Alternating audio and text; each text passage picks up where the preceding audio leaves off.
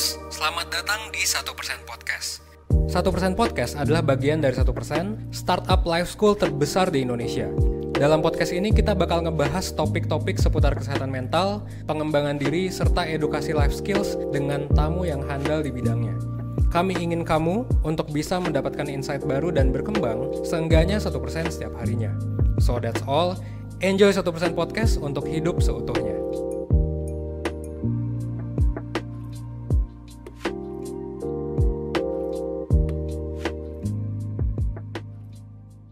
Halo Persaners, welcome back to 1% Podcast.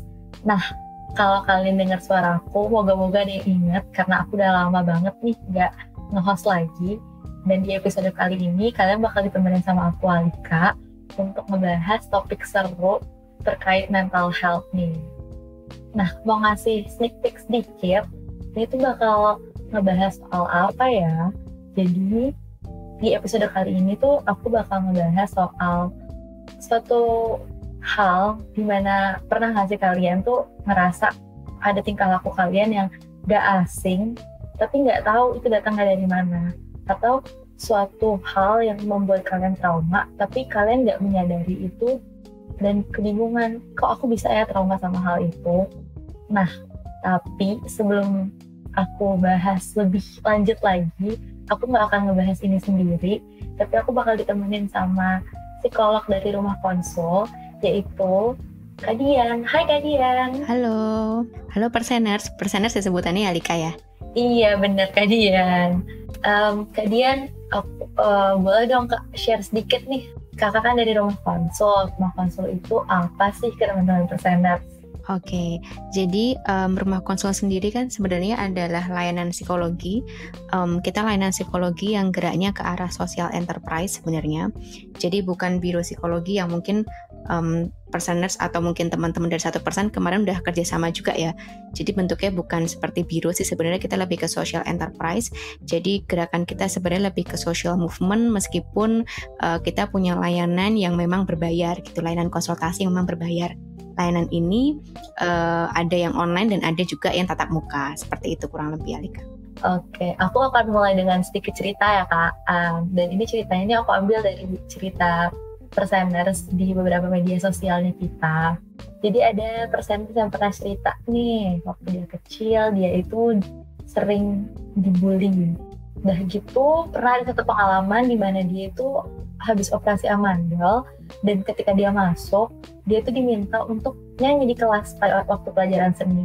Tapi dia tuh nggak berani bilang ke gurunya. Alhasil dia tuh dihukum sama gurunya, seharian disuruh berdiri di lapangan karena kesannya ngebangkang dari gurunya. Nah dari situ dia ngerasa jadi takut untuk berbuat salah. Dan itu memunculkan sifat perfeksionis yang menurut dia efek negatifnya ke dia sekarang adalah dia jadi mudah burn out. Terus ada juga nih Kak Perseners yang cerita kalau misalnya dia tuh kebingungan, kenapa sih aku dikit-dikit kalau ada yang nanya, kamu kenapa? Lagi pusing ya? Terus dia tuh ngerasain kayak dia overshare gitu Kak, apa aja dia ceritain. Bahkan sama stranger pun yang kayak baru kenal, dia udah cerita banyak hal. Nah, punya usut setelah dia coba cari tahu, ternyata menurut dia tuh ngerasa nggak pernah didengar dari kecil. Jadi ketika dia dikasih kesempatan untuk bisa didengar sama orang lain, dia akhirnya memberikan respon yang berlebihan gitu ya Kak, jadinya overshare itu tadi. Terus ada lagi juga cerita yang ini cukup relate sih sama aku. Jadi ada anak perempuan, kakak perempuan, yang ayahnya ini lebih senang sama adiknya karena adiknya ini laki-laki. Nah, si kakaknya ini tuh ngerasa dia sayang kok sama adiknya, tapi ketika ada momen ketika dia tiba-tiba ingat bahwa perhatian ayahnya jauh lebih besar sama adiknya, dia mendadak jadi kesel, dan hal apapun jadinya dia berantemin. Nah, kata Perseners yang satu ini, dia bilang kalau misalnya dia tuh capek, soalnya kayak orang aku sayang sama adik aku, tapi kenapa aku seneng banget ngeberantemin hal-hal kecil sama dia ketika aku ingat soal perhatian dari ayah aku. Nah, ini kan tadi kita banyak ngebahas throwback ke masa kecil ya Kak. Nah, jadi tuh Perseners topik kali ini tuh kita mau membahas teman kecil kita yang ternyata terbawa sampai dewasa nih, sosok kecil yang gak kita sadarin keberadaannya. Nah, ini tuh biasanya kita kenal dengan inner child. Kita kan suka denger nih Kak, inner child. Tapi sebenarnya kita tuh kadang tahu itu inner child, kita sadarin, tapi kita nggak ngerti inner child itu apa sih, cuma tahu aja istilahnya inner child. Boleh dong Kak di-share apa itu inner child?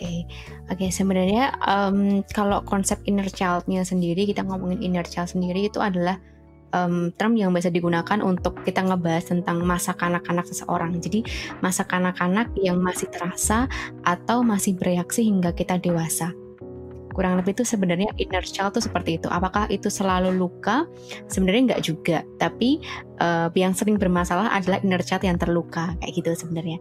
Jadi kalau kita bahas inner child itu sebenarnya konsepnya adalah sisi kepribadian seorang yang seperti kekanak-kanakan atau masih kanak-kanak yang masih terasa sampai sekarang gitu, karena sesuatu yang tidak selesai di masa lalu. Kurang lebih kayak gitu, Alika. Berarti Kak, kan tadi kata Kakak tidak selalu negatif ya, atau tidak selalu luka bentuknya. Berarti ketika kita punya masa lalu dikelilingin sama pengalaman masa kecil, punya banyak teman gitu, itu mungkin bisa juga jadi salah satu yang bikin kita misalnya jadi senang bergaul dan gitu-gitu. Itu bisa nggak sih Kak? Maksudnya itu juga terpengaruh dari inner child nggak sih Kak? Itu bisa, itu juga mempengaruhi inner child juga. Atau misalnya gini, inner child kita di keluarga kita banyak luka, tapi di lingkungan pertemanan kita diterima dan sebagainya gitu ya. Itu bisa membantu juga inner child tuh berkembang gitu. Jadi mungkin dia tidak akan seterpuruk ataupun seberpengaruh orang-orang yang inner child-nya tuh dari keluarga juga terluka, di pergaulan juga dia dibully kayak gitu, kurang lebih kayak gitu. Jadi sebenarnya itu juga bagian dari inner child, tapi perlu kita sadari bahwa dalam perjalanan hidup kan nggak ada yang sempurna ya Alika, ya nggak mungkin ada yang sempurna. Jadi ketika kita ngomongin masa kecil kita bahagia, sometimes nggak 100% bahagia juga. Pasti ada beberapa hal-hal di masa kecil yang teringat di kita dan dibawa di masa depan gitu. Makanya konsep pribadi itu berkembang dan sangat wajar ketika seseorang itu bermasalah dengan inner child-nya gitu. Berarti inner child ini ada di semua orang. Betul. Nah, kalau gitu Kak, kenapa sih kita perlu memahami inner child ini? Maksudnya ya udah, kalau ada di dalam diri kita, memang kenapa kalau kita cuekin aja inner child ini? Karena memang kadang-kadang inner child yang tadi nggak menyenangkan, inner child yang terluka itu kan lebih enak ketika kita press ya. Ketika kita denial, ketika kita press denial, nggak kita sadari gitu, kita kan akan lebih nyaman buat diri kita, kita lebih enak. Tapi sebenarnya yang membuat inner child ini bisa berkembang, artinya kita sebagai pribadi tumbuh sebagai dewasa, pribadi yang lebih baik, itu kan ketika inner child ini dilepaskan sebenarnya, luka-lukanya dilepaskan. Nah, jadi kenapa perlu disadari? Karena luka-luka ini ya perlu untuk dilepaskan agar kita bisa berkembang jadi pribadi, agar inner child yang terluka ini juga nggak mempengaruhi kita di masa dewasa, kita juga bisa lebih dewasa kayak gitu. Kenapa perlu kita tahu? Karena kita perlu lepaskan. Untuk melepaskan itu kan kita perlu menyadari ya. Kita nggak mungkin ngelepasin sesuatu kalau kita nggak sadar inner child kita tuh apa, kayak gitu. Oke. Mungkin aku menangkapnya ini sih ya, Perseners. Jadi kayak gini ya Kak. Jadi kayak kalau kita tidak berdamai, kita nggak mau peduli dengan inner child kita, ini kita akan jadi orang yang sulit memaafkan, sulit berempati, terus kita juga jadinya orang yang rapuh dan sensitif, dan ya efeknya akan berpengaruh di kehidupan kita sekarang. Which aku ngeliatnya kalau kita mau genuinely happy, kita tuh harus mau nge-accept dia, mengenal dia, dan nanti akhirnya mengolah si inner child ini, merangkul dia gitu. Betul, kurang lebih kayak gitu. Jadi memang ketika kita tuh mau berkembang menjadi pribadi yang lebih dewasa, kita mau gak uring-uringan, misalnya kita gak sensitif akan sebuah isu-isu tertentu, ya berarti kita harus kenal dulu isu apa sih yang membuat kita nih seperti ini, apa sih yang terjadi sama diri kita, dan kita lepaskan itu, peluk itu, terima itu, accept itu, kan lebih tepatnya kayak gitu ya. Tapi kalau kita gak pernah aware, kita nggak peduli, gimana kita bisa menelaah ada apa dengan kita gitu, kurang lebih. Oke. Ini menarik banget nih Kak bahas soal ini. Terus nih Kak, kalau misalnya kita tadi udah tahu kenapa kita penting untuk memahami itu. Terus nanti kalau misalnya kita udah tahu, kita kan juga pengen tahu nih sebenarnya apa sih yang bikin kita kayak gitu. Jadi sebenarnya apa sih faktor-faktor yang mempengaruhi inner child kita sehingga kita menjadi kita yang sekarang, dan akhirnya kita perlu berdamai dan berkenalan dengan inner child kita supaya kita bisa baik-baik terus ke depannya. Sebenarnya hampir semua yang terjadi pada inner child atau seseorang, atau kita bilang seseorang yang bermasalah gitu ya, hampir semua itu terjadi karena adanya relasi sebenarnya. Bukan berarti relasi itu jelek, bukan, tapi memang pasti akan ada relasi-relasi yang menumbuhkan sebuah rasa tertentu, yaitu luka gitu ya, yang itu akan terkadang untuk sebagian orang dibawa hingga dia dewasa. Terutama ketika kita ngomongin luka-luka yang terkait dengan keluarga. Jadi kalau ditanya faktor apa sih yang mempengaruhi inner child ini, menurutku yang pertama adalah keluarga pasti. Karena kita ngomongin inner child kan ngomongin tentang masa kanak-kanak, di mana kehidupan masa kanak-kanak kan kebanyakan didominasi oleh keluarga. Selanjutnya, kedua, lingkungan pertemanan pasti. Lingkungan pertemanan juga suatu hal yang juga akan mempengaruhi inner child juga. Dua hal itu sih sebenarnya hal-hal yang mempengaruhi inner child. Jadi basically sebenarnya apa yang mempengaruhi inner child itu adalah relasi. Relasi apa? Relasi dia dengan signifikannya dan juga lingkungannya. Signifikan tuh berarti keluarga ini nggak selalu ayah ibu, kakak juga bisa, nenek juga bisa ketika dia tinggalnya sama nenek, misalnya nenek signifikannya. Terus kemudian teman-teman sepermainannya gitu, teman-teman sepermainannya yang waktu itu dianggap penting misalnya, yang waktu itu diharapkan bisa berteman dengan baik misalnya, tapi ngebully dia misalnya kayak gitu. Nah, tapi Kak, kalau tadi kan kita berarti faktor-faktornya ini dari keluarga, dari relasi, di mana itu signifikannya maupun lingkungannya. Itu, tapi kalau kita tadi ngobrol itu jadi karena dari kecil berarti itu kan di masa lalu. Apakah relasi kita di masa sekarang pun bisa mempengaruhi inner child kita? Oke, ketika kita ngomongin inner child, kan dasarnya, basicnya apa sih yang membuat kita menjadi seperti sekarang di dewasa ini gitu ya, akarnya. Kalau ibarat pohon tuh akarnya. Jadi kalau ngomongin akarnya di masa kanak-kanak biasanya relasinya kan keluarga, lingkungan pertemanan dan sebagainya.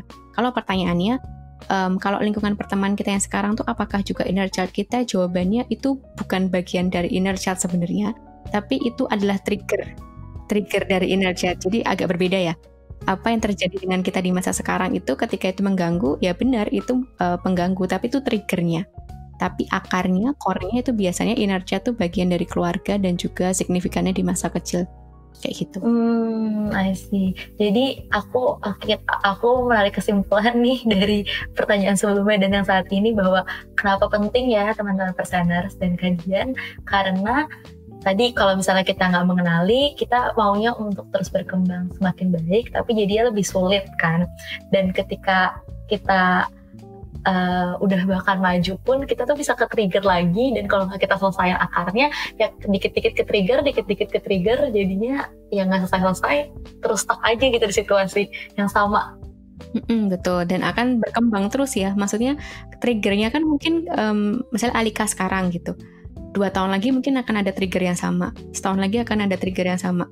Kan jadi luka-luka yang bertumpuk ya, semakin banyak gitu yang harus dikupas dan harus diselesaikan kayak gitu.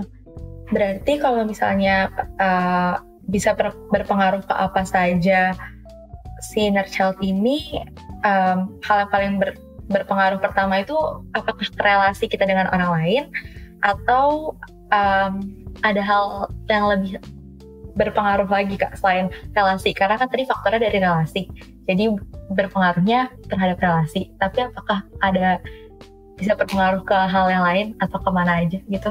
Nah, jadi kalau ngomongin dampak, apakah dampaknya selalu ke arah relasi? Jawabannya sebenarnya enggak sih sebenarnya. Kayak contohnya misalnya tadi yang burnout tadi, ya kan? Itu kan tadi kalau nggak salah disalahkan ya, benar ya Alika ya? Aku agak koreksi dikit sama tanya tadi ya. Disalahkan terus dia burnout. Burnout itu kan bukan relasi ya, itu kan bagian dari diri dia ketika dia bekerja. Jadi sebenarnya akibatnya itu tidak hanya terkait dengan misalnya kamu disakitin sama orang gitu ya, diremehkan dan sebagainya, kemudian relasi kamu jadi sering diremehkan gitu, bukan seperti itu arahnya, tapi diremehkan ini tuh membuat apa gitu. Misalnya tadi disalahkan itu membuat apa? Membuat dia jadi misalnya takut dinilai salah, membuat dia selalu ingin menampilkan yang sempurna. Impact-nya itu misalnya.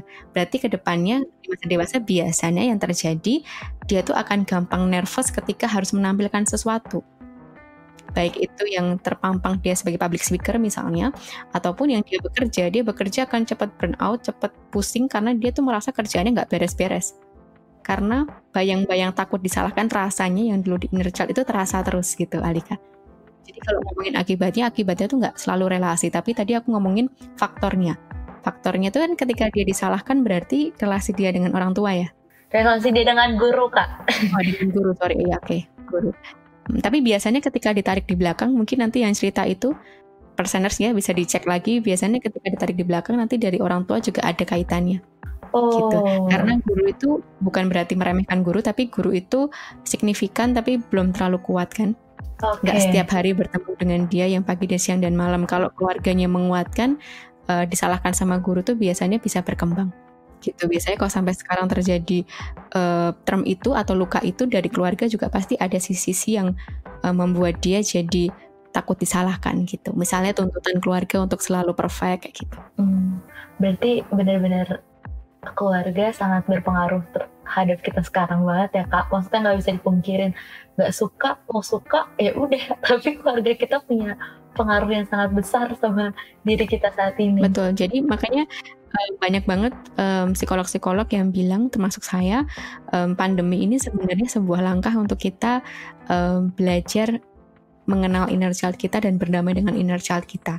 Karena kebanyakan sebagian besar, meskipun nggak semua ya, sebagian besar kan terpaksa harus sering di rumah, terpaksa harus sering berinteraksi dengan keluarga, dan itu sebenarnya salah satu cara untuk kita ya coba untuk berdamai gitu dengan kita meluangkan waktu dengan keluarga gitu.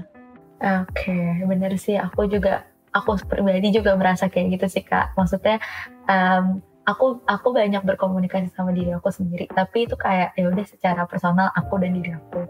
Tapi ketika sekarang di rumah, jadi benar banget ini kesempatan untuk banyak-banyak berkomunikasi dan merangkul si teman kecil aku ini, si inner child aku ini gitu. Nah, terus ketika kita udah mengenal, sekarang kita udah tahu apa itu inner child, kita udah memahami kenapa itu penting gitu, dan kita tahu bahwa itu bisa berpengaruh kemana dan kemana. Nah, bagaimana sih cara kita menyikapi inner child ini, atau bagaimana cara kita berdamai dengan si inner child ini? Kalau ngomongin gimana sih cara kita berdamai sama inner child, nggak bisa dipungkiri juga satu hal yang menjadi dasar adalah kita mesti tahu, kenal, dan menyadari dulu gitu inner child kita tuh apa, atau isu apa dalam diri kita. Apakah iya, Kak, kita harus flashback ke belakang? Nggak mulai dari situ juga nggak apa-apa. Bisa juga teman-teman mulai dari kira-kira nih yang currently gitu terjadi sama teman-teman tuh apa sih yang isu yang paling membuat teman-teman kayak merasa kalau ditembak isu itu tuh jadinya kita jadi bermasalah gitu. Yang awalnya baik-baik aja jadi bermasalah. Contohnya nih ya, yang sering terjadi adalah harga diri. Ya, itu satu case yang banyak banget gitu yang terjadi sama orang-orang. Biasanya harga diri itu meliputi misalnya diremehkan, terus kemudian dibandingkan, kayak gitu ya. Jadinya nyentuh ke self nih, nyentuh ke harga diri kita. Nah, akhirnya ketika misalnya kita mengalami sebuah peristiwa keadaan sekarang, ketika kita sedikit aja dibandingkan, sedikit aja diremehkan, bahkan mungkin mengalami peristiwa yang sebenarnya nggak ada yang membandingkan, tapi kita sendiri yang menginterpretasikan itu kita dibandingkan gitu ya. Kita jadi lebih bermasalah atau uring-uringan gitu ya. Jadi nggak seperti biasa gitu. Sikap kita nggak seperti biasa, kita juga jadi orang lain lah, kita juga jadi istilahnya nggak produktif, bermasalah dan sebagainya. Nah, itu salah satu isu yang coba kita kenali. Oh, ternyata isu harga diriku tuh jadi isu sensitifku, dan yang paling menonjol adalah ketika aku dibandingkan misalnya. Terus kita tarik lagi ke belakang dulu, waktu aku kuliah pernah nggak mengalami hal ini yang sama? Aku dibandingkan, atau ada case-nya, mungkin case-nya nggak selalu dibandingkan tuh dalam hal pekerjaan ya. Kita misalnya contohnya, aku ambil kasus beberapa klienku aja, diselingkuhin aja. Ya, diselingkuhin kan sebenarnya bukan bagian dari dibandingkan ya. Iya. Gitu, pada beberapa orang sometimes yang menjadi sakit hati itu bukan karena seseorang yang menyelingkuhi kita, bukan karena kita gimana sama dia, enggak gitu, bukan karena kita nggak bisa tanpa dia, bukan mungkin, tapi karena kita ngerasa dibandingkan. Jadi sometimes hati diri kita tuh kena. Nah, itu kan kita jadi bisa evaluasi, oh iya dulu pada waktu aku diselingkuh itu aku kayak uring-uringan banget, jadi nggak bisa kuliah, jadi nggak bisa ini itu. Sebenarnya apa yang terjadi sama diriku waktu itu? Iya, aku ngerasa dibandingin misalnya. Padahal nggak ada yang bandingin sebenarnya diselingkuhin. Ya, tapi kita ngerasa kita dibandingin misalnya kayak gitu. Jadi kadang mengambil isu pun kita bisa sambil menelaah pada cerita-cerita yang mungkin nggak terkesan dibandingkan, tapi peristiwa itu tuh peristiwa yang kayak membuat kita tuh benar-benar jatuh banget. Itu apa sih yang terjadi gitu? Kayak gitu. Nah itu ditarik ke belakang terus sampai akhirnya kita menemukan. Biasanya sih memang ketika narik ke belakang yang banget itu tuh butuh bantuan profesional memang. Biasanya itu kita kadang-kadang pakai alat tes dan sebagainya. Tapi kalau misalnya teman-teman bisa beberapa peristiwa aja, 3 atau 4 peristiwa yang terjadi di hidup teman-teman, terus kemudian teman-teman sadari paling nggak isuku itu, kemudian teman-teman lihat ketika di rumah itu apakah itu terjadi apa enggak, apakah teman-teman ngerasa dibandingkan apa enggak, misalnya contohnya gitu. Ataukah keluarga teman-teman selalu berusaha menuntut teman-teman untuk jadi yang terbaik misalnya. Itu kan membandingkan secara nggak langsung ya sebenarnya, menuntut menjadi yang terbaik kayak gitu misalnya. Atau mungkin keluarga teman-teman biasa aja, tapi mereka tuh akan terlihat bangga ketika teman-teman berprestasi, ketika teman-teman jadi nomor 1. Akhirnya terbentuk nih mindset di teman-teman bahwa aku harus seperti ini, aku harus jadi yang terpilih, harus jadi yang terbaik gitu. Itu juga bisa bagian dari dibandingkan sebenarnya. Nah, ketika kita udah nemu nih apa, baru kita mulai terima pada keadaan diri kita yang dahulunya seperti itu, atau minimal kita menerima bahwa kita punya isu itu, bahwa kita nggak suka kalau dibandingkan, bahwa kita harga diri kita tuh nggak bisa kalau disentuh dengan dibandingkan kayak gitu. Minimal kita kenal dan menerima itu dulu.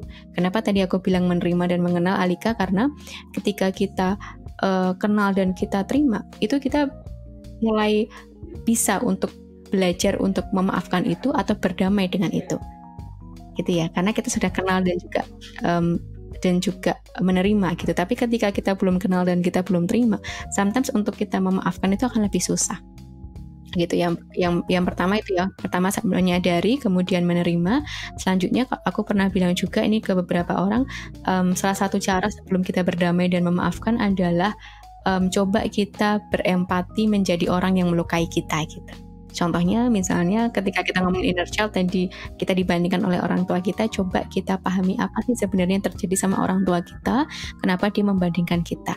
Mungkin maksud hati orang tua kita tuh tidak bermaksud melukai kita, tapi mereka tidak teredukasi ataupun mungkin tidak sengaja mengatakan hal yang itu melukai kita. Iya, ini aku banyak sih Kak, teman-teman aku yang maksudnya memang mendapat tuntutan yang besar dari orang tuanya gitu, dan aku sih melihatnya kadang itu agak terlalu kasar atau terlalu keras. Dan sebenarnya tapi kalau bisa ditanya, enggak, ya mama sama papa tuh maunya ngedidik kamu supaya kamu jadi lebih baik lagi, kamu termotivasi memang. Tapi tadi kayak yang tadi Kak Dian bilang bahwa caranya memang yang kurang tepat jadi akhirnya malah menimbulkan luka. Jadi memang perlu banget sih buat kita kayak kenal, kita coba untuk empati dari orang yang melukai kita, siapapun itu ya, orang tua atau mungkin ketika teman-teman pernah dibully dan sebagainya, itu kita coba berempati sama mereka gitu. Walaupun mungkin untuk beberapa keadaan terkadang berempati sama orang yang melukai kita tuh kayak susah gitu ya untuk masuk logika kenapa dia sampai melukai kita gitu. Cuman itu kita perlu lakukan agar kita bisa paham gitu bahwa mungkin bukan cuman mereka itu nggak bermaksud melukai kita, pada beberapa kasus juga mungkin orang yang melukai kita ini sedang bermasalah juga gitu ya. Mungkin orang tua kita bukan dari orang tua yang harmonis misalnya gitu ya, mungkin jadi mungkin single parent gitu, jadi otomatis juga sambil bekerja, pikirannya banyak, tuntutan pada diri ibu ini banyak misalnya, jadi mungkin dia nyeplus hal-hal yang membuat anak terluka misalnya gitu ya gitu. Jadi sometimes ada hal-hal yang perlu kita pahami. Atau misalnya orang yang ngebully kita, mungkin terkadang orang yang ngebully kita itu sebenarnya mereka sedang mencari perhatian atau mencari penerimaan dari teman-teman lainnya gitu ya, dia mencari kita sebagai korbannya. Nah, hal-hal seperti itu terkadang perlu kita pahami atau perlu kita coba telusuri atau perlu kita coba maknai gitu, agar kita tuh bisa empati sama mereka dan akhirnya kita memaafkan mereka. Karena ketika kita tuh nggak pernah paham bahwa mereka itu sebenarnya nggak sejahat itu, akan susah buat kita memaafkan ya. Jadi aku bilangnya sih empati itu satu hal yang penting sih buat kita untuk bisa memaafkan orang lain gitu. Dan poin highlightku adalah ketika kita memaafkan orang lain, sebenarnya kita tuh bukan sedang mengurangi beban dia, enggak gitu, tapi sebenarnya kita sedang mengurangi beban kita sendiri gitu. Jadi kita sedang membebaskan dia, kesalahan dia dari diri kita, yang akhirnya mengurangi beban kita. Gitu, yang membuat isu kita mungkin bisa jadi trigger itu akan terus ada atau masih ada gitu, tapi intensitasnya akan berkurang berpengaruhnya ke diri kita. Gitu. Jadi sebenarnya memaafkan itu bukan untuk dia yang melukai kita, tapi untuk diri kita sendiri. Gitu kurang lebih Alika. Gitu ya, cara berdamai salah satunya adalah memaafkan. Ini poin yang baru sih, ya soal memaafkan. Dibanding mungkin tadi yang coba untuk menelaah lalu belajar menerima gitu ya. Ini somehow jauh lebih susah karena susah aja untuk memaafkan, dan tadi ya kita harus berempati untuk hal yang itu tuh ngelukain kita loh, tapi aku diminta untuk memahamin dan berempati dan nanti akhirnya memaafkan, meskipun ya efeknya memang untuk diri kita sendiri. Ketika kita memaafkan, kayak tadi yang kalian bilang, yang berkurang itu adalah beban kita gitu, bukan bebannya dia. Mungkin malah dia masih punya perasaan yang gak enaknya, tapi kitanya kayak oh ya udah, aku jadi jauh lebih bisa nerima ini. Betul. Dan sebenarnya kontrak manusia itu kan ini juga buat personers, juga buat Alika dan semuanya juga, kontrak manusia di dunia ini kan sebenarnya dengan Tuhan ya. Iya. Jadi bukan dengan manusia. Jadi ketika kita punya salah sama orang, sebenarnya beban kita tuh ke Tuhan. Jadi ketika kita memaafkan orang lain, tidak akan mengurangi pertanggungjawaban dia ke Tuhan gitu. Selainnya kayak gitu Alika. Iya. Jadi pertama itu, kedua juga ketika kita istilahnya menghakimi dia dengan dendam kita atau kita nggak memaafkan dia, sebenarnya kita juga nggak ada hak untuk itu. Karena balik lagi, yang berhak untuk melakukan itu adalah sesuai dengan kontraknya gitu. Kontrak kita kan sama Tuhan. Sama halnya dengan ketika kita diri kita sendiri juga sebenarnya yang berhak untuk maksudnya berhak untuk memberikan hukuman gitu lah istilahnya, itu ya Tuhan ke diri kita gitu ya. Karena memang kontraknya itu dengan Tuhan. Jadi ketika kamu dendam dan kamu ingin memberi hukuman dia, atau kamu pengen balas dendam, atau kamu nggak bisa memaafkan dia, itu sebenarnya hanya membuat dirimu lebih terbeban, karena kita pun nggak ada hak untuk melakukan itu sama dia, karena kontraknya adalah dengan Tuhan, bukan dengan sesama manusia. Oke.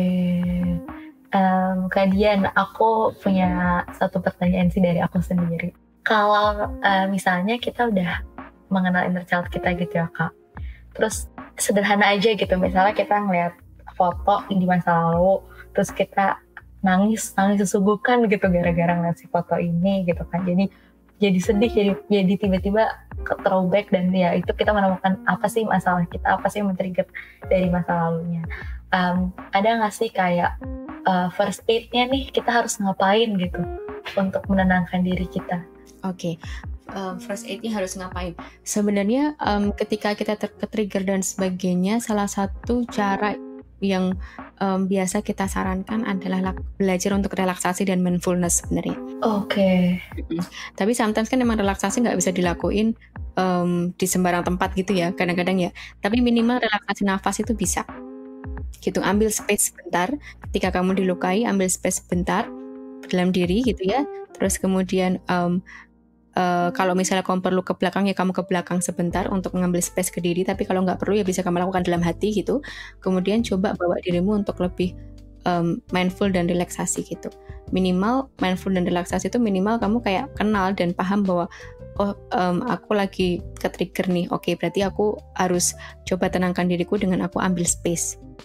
Aku ambil space sendiri dari orang-orang yang mungkin saat itu men-trigger aku gitu. Jadi ngambil space sementara itu nggak ada salahnya sebenarnya, karena itu adalah salah satu cara untuk kita mengelola trigger kita. Oh, oke.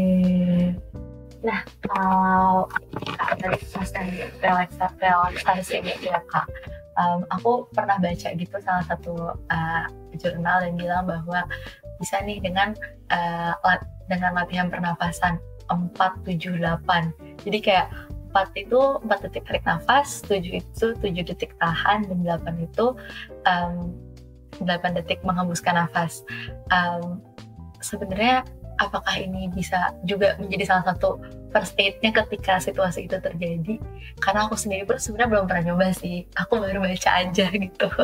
Bisa sebenarnya, tapi memang tadi ketika kamu sedang dilukai tiba-tiba gitu ya, kamu lagi di sebuah forum, terus kamu dilukai, sometimes metode itu tuh nggak bisa dilakukan practically gitu. Ya itu sih. Tapi sebenarnya ketika kamu di meja konseling akan dilakukan psikolog pertama kali adalah itu, gitu. Karena itu akan lebih menenangkan. Maksudnya setelah bercerita ya. Sebelum mulai terapi biasanya kita pasti lakukan relaksasi. Jadi sebenarnya relaksasi itu bisa dilakukan, tapi mungkin lebih tepatnya ketika misalnya kamu udah ke-trigger nih, kamu udah mengelola, udah ambil space, tapi masih terasa ketika kamu pulang di rumah kamu lakukan itu bisa. Aku ngebayanginnya ketika itu masih di forum kan gak mungkin ya kita relaksasi ngitungin gitu. Ya, itu sih sebenarnya. Jadi sebenarnya relaksasi itu bisa dilakukan, bisa jadi first aid juga, cuman mungkin lebih tepatnya kita ngambil space untuk melakukan itu gitu ya. Jadi misalnya contohnya pada saat kamu terluka di forum, kamu ambil space pada dirimu sendiri, kamu tetap nggak bisa fokus, coba ke toilet, di toilet kamu bisa lakukan itu misalnya. Relaksasi baru kemudian kembali ke forum misalnya kayak gitu. Contohnya kayak gitu. Tapi ketika misalnya kamu ngambil space, nggak perlu sambil relaksasi, tapi kamu coba tenangkan dirimu dan itu udah cukup, nggak perlu ambil space secara fisik ya, secara fisik di luar orang-orang yang men-triggermu, ya itu nggak apa-apa gitu. Jadi kayak tergantung dari seberapa trigger itu dan seberapa coping kita sudah mulai terbiasa. Kadang-kadang untuk orang-orang yang udah terbiasa mengelola trigger ya dia ambil space-nya nggak perlu ke tempat lain gitu, nggak perlu cari tempat lain secara fisik, tapi dia bisa mengelolanya. Tapi untuk pertama-tama biasanya kita perlu ambil space keluar, nggak apa-apa itu. Wah, Perseners ini kayak pembahasan yang sangat menarik. Aku sih senang banget ngebahas ini, gimana kayak tadi bahwa di dalam diri kita tuh ada sosok kecil yang terbawa sampai kita besar. Jadi kalau kita suka ngomong, gue udah besar, ya enggak juga tuh. Ternyata sebenarnya ada loh sosok kecil di dalam diri yang terus ikut sampai kita dewasa. Dan menghadirkan, mengenal, menyadari, dan akhirnya menjalin komunikasi sama si sosok kecil ini tuh ternyata punya pengaruh yang penting juga untuk kehidupan kita saat ini dan kedepannya tentunya. Kak, ini satu lagi pertanyaan dari aku sebelum kita mengakhiri podcast ini. Kan seringkali atau teman-teman Perseners ini biasanya remaja gitu ya Kak, kita kalau ada masalah ya cerita sama teman. Nah, terkait inner child ini sebenarnya bisa nggak sih terbantu dengan cerita sama teman gitu? Oke. Terbantu ketika kita cerita sama teman bisa apa enggak? Jawabannya sebenarnya cerita sama teman itu kan bagian dari kita mengekspresikan emosi kita, mengeluarkan energi negatif kita, gitu. Kemudian juga istilahnya membuat kita juga ngerasa nggak sendiri ya, karena ada orang yang mendengarkan kita gitu. Jadi jawabannya itu bisa nggak sih mengobati inner child? Ya mungkin nggak 100% ya, karena kadang-kadang kan teman juga nggak semuanya bisa mengelola dan membawa kita untuk mengenal inner child dan sebagainya. Yang pertama itu, kalau mengobati mungkin nggak 100%, tapi minimal dengan kamu bercerita tuh kamu ngerasa nggak sendiri dan kamu ngerasa kayak punya cara atau punya wadah untuk kamu mengekspresikan emosi negatifmu gitu ya, untuk mengeluarkan emosi negatifmu sehingga paling nggak luka-lukanya berkurang gitu. Makanya banyak riset yang bilang ketika kita tuh bercerita gitu ya, mudah buat cerita sama orang itu lebih sehat mental gitu. Kenapa? Karena energi negatif kita kayak terkuras sedikit demi sedikit. Makanya gini Alika, banyak orang yang mengalami gangguan mental itu ditarik ke belakang, mungkin permasalahannya itu dari keluarga adalah dituntut keluarga misalnya gitu ya, dituntut oleh keluarga misalnya, dan kemudian ada peristiwa-peristiwa yang men-trigger dia hingga akhirnya dia mengalami gangguan mental tertentu, misalnya entah itu bipolar, entah itu depresi, entah itu skizofrenia gitu yang parahnya gitu ya. Tapi sebenarnya ada juga si B ini juga mengalami hal yang sama, mengalami peristiwa yang kurang lebih sama, tuntutannya juga kurang lebih sama. Tapi si B ini nggak mengalami gangguan mental seberat si A misalnya. Kenapa? Sometimes terjadi karena si B ini mudah untuk bercerita. Jadi energi negatifnya terkuras sedikit demi sedikit. Akhirnya dampaknya di masa dewasa ya mungkin ada sisi inner child-nya, pasti ada sisi berdampaknya, tapi nggak mengganggu atau nggak patologis gitu ya, bahasanya nggak segangguan di si A gitu. Karena si A ini lebih ke merepress dan dia nggak cerita. Jadi analoginya sebenarnya kayak gitu, membantunya dari sisi seperti itu, membuat keadaanmu lebih baik dan gangguan mentalnya ataupun si kontribusi inner child ini ataupun dampak dari inner child ini nggak sebesar ketika kamu nggak mudah cerita gitu.